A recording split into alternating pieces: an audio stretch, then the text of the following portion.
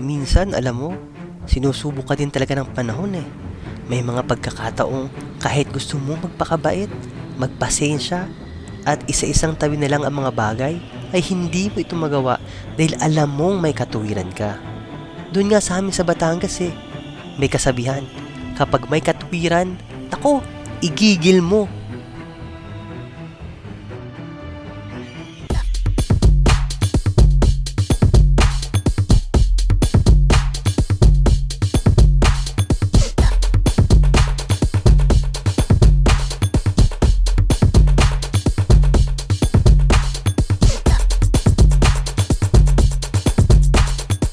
Hello there guys, welcome back to my channel. This is PJ Katapang, ang Batanggeg vlogger ng Milan, Italy.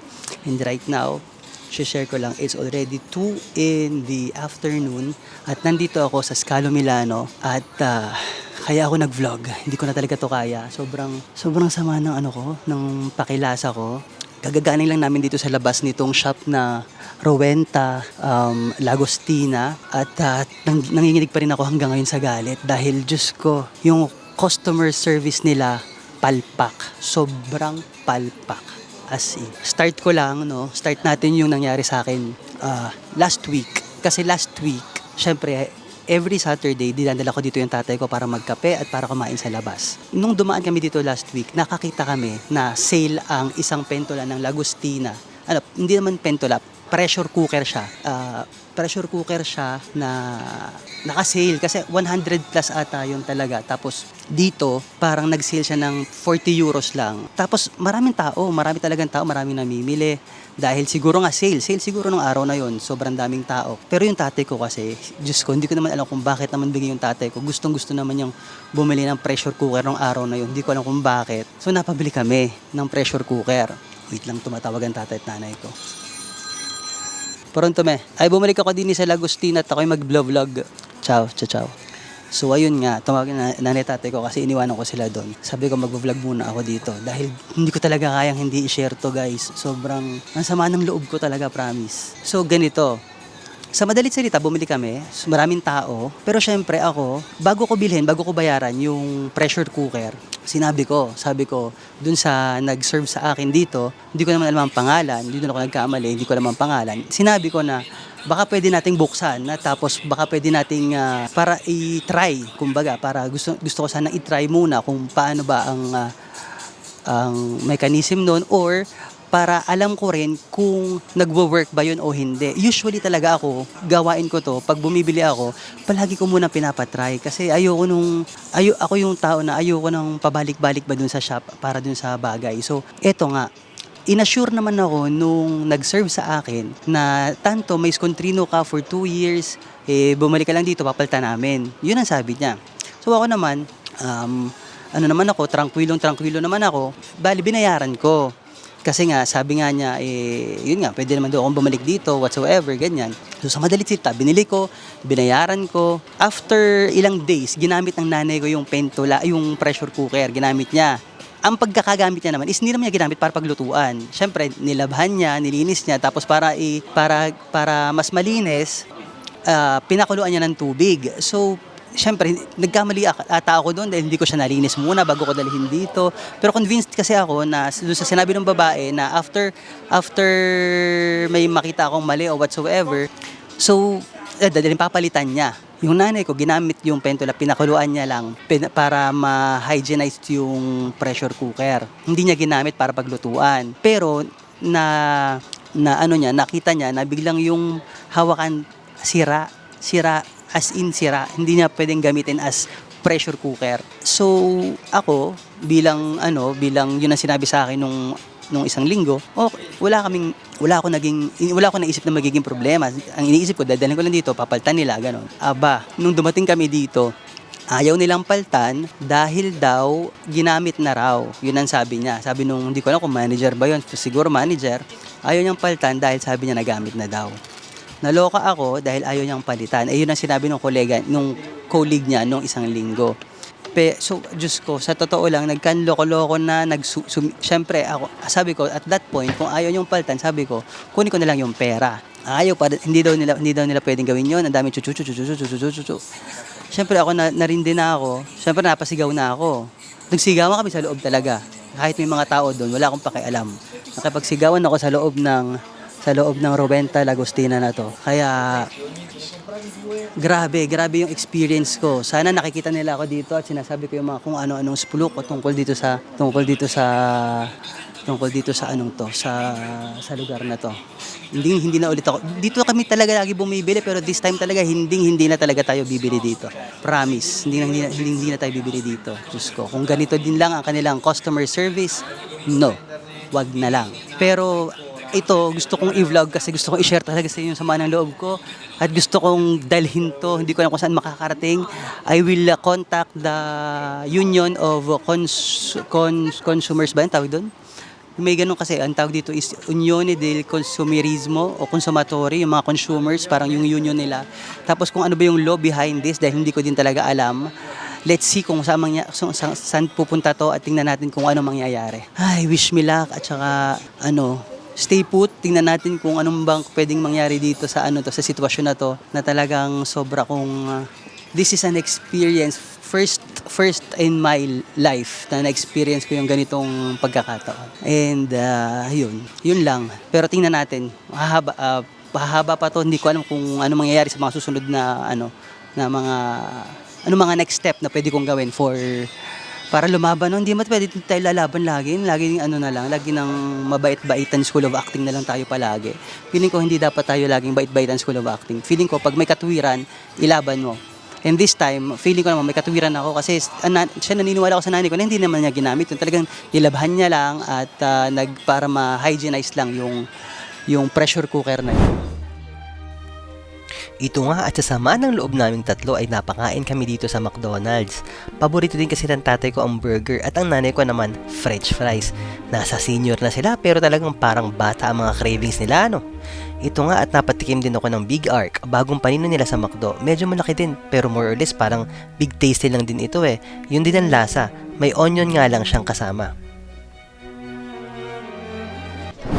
Ito nga, andito kami ngayon, nagkakape kami ngayon sa Galbosera, sa Tre Marie.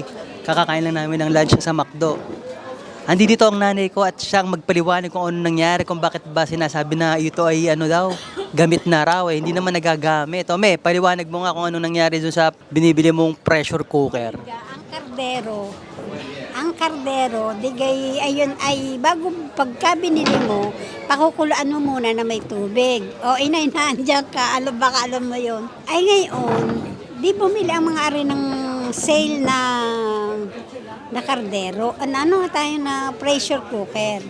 Di ako naman, di tuwan-tuwa dumating at may regalo sa akin pressure cooker.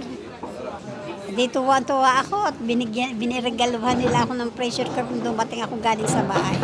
May baka ako na bitel, baka nga bitelo, na pampabulito, pampalambot ng karne ng baka.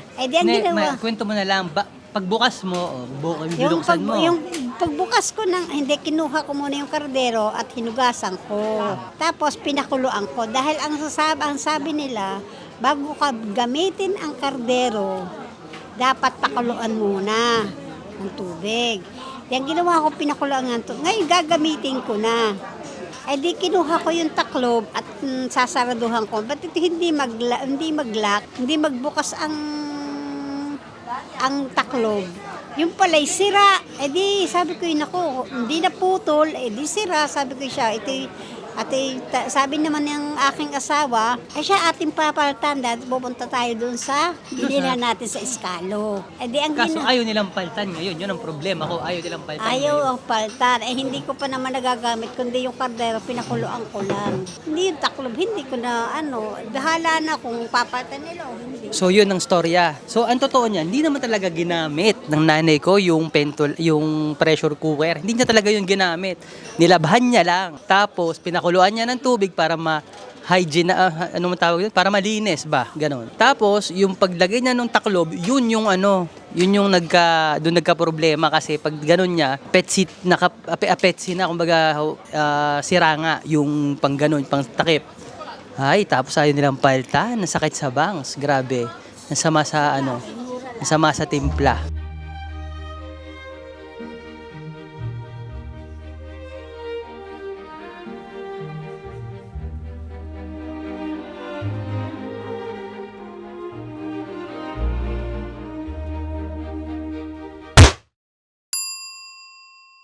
So guys, ayun nga, akala ko isang buong maghapong sira ang araw ko. Buti naman na pagdating ko dito sa bahay, dumating na yung yung in-order ko ulit na mga perfumes from Profumi Igwali, yung mga dupes na. Kasi 'di ba, alam mo makwento ko lang, yung binili ko last time na 3 perfumes. So yung isa Louis Vuitton Imagination, yung isa ay Creed Aventus at yung isa ay ano nga ba yung isa? Yung isa ay Montale, Wood and Spice and Wood ng Montale.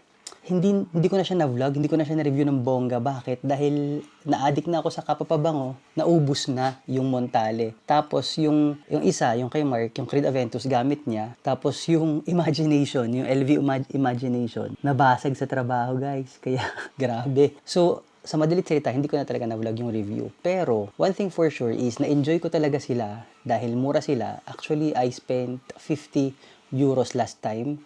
Pero this time, nagulat ako kasi after a week, biglang nag-release biglang nakatanggap ako ng email na nagsasabi na mas binabaan nila yung price at yung mga perfumes na nabili ko, guys. Isang perfume, parang 6 euro lang ang pinatakan. So, di ba? Hindi ko napigil yung sarili ko. Bumili ulit ako ng 3. Nagpapasaya lang ako ng sarili ko dahil buwisit talaga ako sa nangyari talaga. Yung kutsilyo. Pasensya na. Sa nangyari today. Anyway, punta na tayo dito. Let's unbox this perfumes. Dami kasi scotch tape. Saan ko ba dati ito? Ayun, ito tanggal na. Tapos, this one. Ito ba is? Saan ba yun? Ano ba? Ito. Tama. Huwag nga tayo. Wala na naman tayong kodigo kung ano number ng mga pinag-order natin. Malalaman na lang natin from our email. Tingnan natin kung ano mga in-order. Ito na. So, ito na nga. Buksan na natin sila. Kaso, pag binubuksan ko to, sinisira ko talaga. Kasi, bakit ba hindi mo sisirain? Ang hirap-hirap. Kasi yung sticker nga. Yung sticker kasi, mahirap siya. Kaya, yun. Isang gano'n na. So, the first one, ang ating binuksan ay number 205 at ang 205 is yung aking favorite na pabango na meron ako dito. Tapos compare natin. Talagang this is great. Hindi ko naaamoy, hindi ko naman na-spray. Pero wait lang kasi ipapakita ko sa inyo yung totoong version kasi meron ako eh. So ito talaga yung So ma-share ko lang, ito talaga yung favorite kong pabango ever since 15 years old ako nag-start ako magpabango nito. Natutunan ko to sa pinsan ko from the Philippines, ang Ate Jenny at saka ang Kuya Larry, pang-anak ng kapatid ng mga pinsan ko sila. Yan ang Fahrenheit kasi tingnan niyo kung gano'n na lang kadami. Pero napakabango nito. So, talagang iba yung binibigay niyang amoy. Talagang parang sosyalan siyang binibigay na amoy, Tapos, umorder nga ako ng katulad nito para syempre, di ba, hindi tayo masyadong, hindi natin pinanliligo to. Kasi ito naman talaga, hindi ko talaga ito pinanliligo. Dalawang spray lang kapag may importante akong pupuntahan. Pero nung bata ako, grabe ako magpabango. Kung nandito kayo sa Italia, pumunta kayo sa profumigratis.it at i-search nyo yung number 205 dahil ito yung Fahrenheit ng Dior na version. Yan, kaya check nyo kung hindi naman ganun kamahal eh. Kaya check nyo kung tatagal ba sa skin. Yan. Pero check natin talaga kung kaamoy. Yun pala yung, kaya nakalimutan ko, spray na natin, di ba? Labahan ako big. Okay? Paano ko ba siya hindi man siya, parang yung Fahrenheit is andi dito yung amoy, no? Hindi dito yung amoy. Siya is andi dito. Hindi niya talaga ma-achieve. Yung Fahrenheit na amoy, hindi niya talaga achieve. Pero parang, ito yung Fahrenheit, parang andi dito. So, pang everyday use, parang carry. Huwag tayong choosy. Kasi kung maliligo ka lang din naman ng pabangong ganito. So, yes, pwede na. So, yung next natin pabango, buksan na naman natin. Isang pop lang naman to. Isang pok lang. We have 173, parang bingo to At ang 173 ay, ito pala ay Neroli ng Portofino. Ayan. Kung sino yung mga mamadam dito na mahilig sa Neroli Portofino at ayaw namang mag-Portofino ng Tom Ford everyday at maliligo ng pabango ng Tom Ford, pwede ka na dito. Hanapin mo siya sa profumigratis.it, number 173. Yan, number 173. Ayan. Yan ang version ng Neroli Portofino. So, saan natin dito naman sa medyo very sweat. Pwede. Amoy ng boss ko to eh. Kasi yung boss ko sa off, ito yung pabango niya. Pero syempre yun, madam naman talaga siya. Wow, pwede. Love it. Love ko na itong dalawang to. Pwede na. And last but not the least, Bakit nga ba sinabing last but not the least? Hindi ko rin alam. Gawa-gawa ako talaga. Ayan. So, isang pop lang ulit ito ng pagbubukas. Pop! Ayan. And ito ay number 515. At itong 4 din. Pero ito ay wood. So, wood siya ng Tom Ford. Hindi ko lang alam kung magugustuhan natin yung wood. Pero gusto ko siya lahat. Pati yung Portofino parang gusto ko practice. Oh, yes. Oo nga. Ay, grabe sila. Pwede. Amoy siya ng wood ng Tom Ford. Ang galing. So, I have 3. Kaya syempre, papipiliin natin si Mark kung anong gusto niya dito. Pero feeling ko magugustuhan niya dito yung Portofino ng Tom. Let's see kung anong magugustuhan. It's 173. So, ayun lang guys. Buti naman dumating na tong mga to para hindi na ako masyadong sad at hindi na ako galit. Galit talaga ako kanina. Nangangatal ako sa galit. Pero ngayon na meron akong 3 perfumes. Actually, 2 lang kasi isa dito kay Mark. Papipili natin siya kung ano. Okay na. Medyo na-relax na yung utak ko. Na-relax na yung yung isip ko. Okay. Pero tingnan pa rin natin kung ano mangyayari. Kasi gusto ko talaga siya i-reklamo. Tulungan niyo nga ako. Paano ba i-reklamo yun? Di ba? Kailangan kapag may katwiran, igigil natin.